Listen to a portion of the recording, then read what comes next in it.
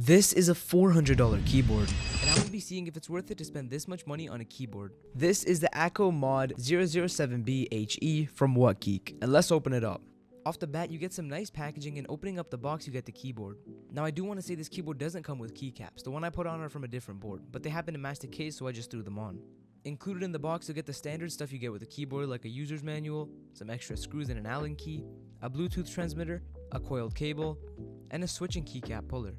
Now, the first thing I noticed about this keyboard is the weight. It weighs nearly 5 pounds and the case is fully aluminum, giving it that premium feel. The back of the keyboard has a rose gold plate with the Akko logo engraved on it, giving it the high quality look. This keyboard also features a 360 knob, which you can use to control the volume and brightness of the keyboard. The knob is high quality and made from aluminum as well, and compared to my other keyboard, the knob is a lot larger. The case is easy to open up, making it easy to do any mods and upgrades to this board. Moving on to the inside of the board, opening it up is simple. You use the Allen key provided and you're able to take the top cover right off, exposing the PCB and gold plate.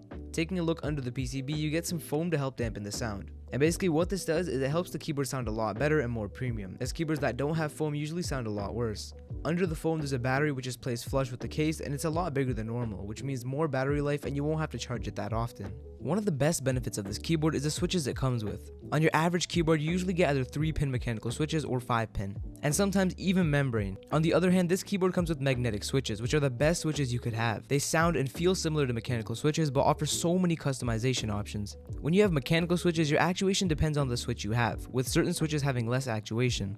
And with magnetic switches, you can control the actuation, either giving you no delay at all when clicking your keyboard or a much longer delay. And basically what actuation is it depends on the distance the key registers on your computer. With less actuation, as soon as you slightly touch the key, it'll register on your computer. But when you have more actuation, you have to make the key go halfway or at least all the way down for it to register. In my opinion, this feature is really insane. You would have the fastest response time when playing games, and can switch the actuation back to normal if you're writing or working. The driver allows you to customize the actuation and set a bunch of other things. The actuation can be lowered so much so that if you lightly tap the key, it'll register right away. It also has loads of different modes, like comfort, sensitive, and gaming. The gaming mode gives you 0.1mm of actuation, letting you type with no delay. It gives you the advantage of having zero delay on your keyboard and lets your key register as soon as you lightly touch the key. And if you're not a gamer, the comfort mode is great for typing or working.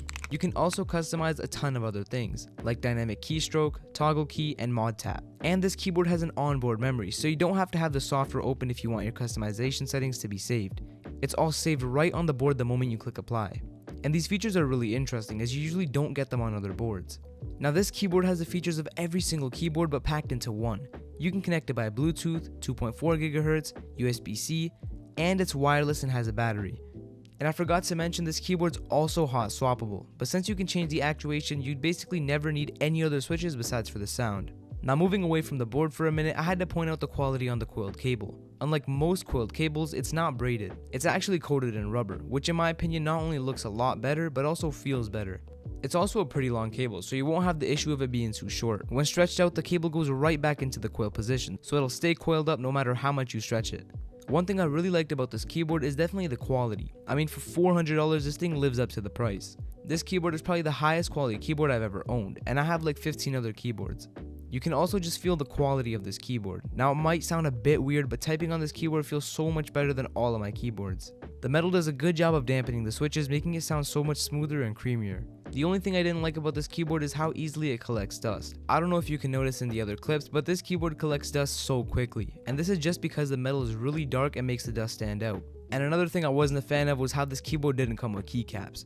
Paying $400, you should be getting keycaps with the keyboard, but aside from that, I think this keyboard's great. I've been using the board for nearly a month before making this review, and I have to say this is probably one of the highest quality keyboards I've ever owned. The design, weight, and the feel of the board are all top notch. And this is a $400 keyboard, so you're definitely getting top quality compared to other brands. And to end off this video, here's the part you've all been waiting for, a sound test.